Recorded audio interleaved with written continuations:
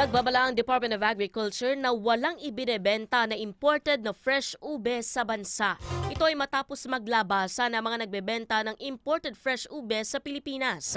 Kung meron umanong nagbebenta ng tinatawag na imported ube, ay dapat dumaan sa verification ng mga otoridad.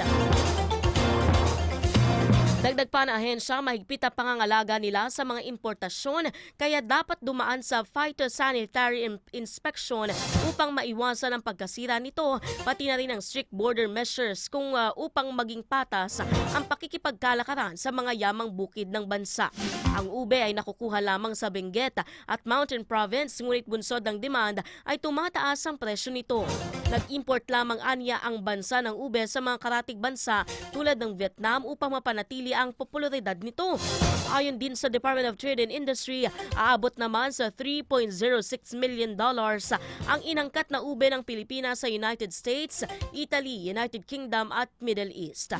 Gumagawa naman po ng paraan ng Department of Agriculture na mapalago ang mga root crops gaya ng ube at umaabot sa 93 million pesos ang budget upang masuportahan ito sa susunod na taon.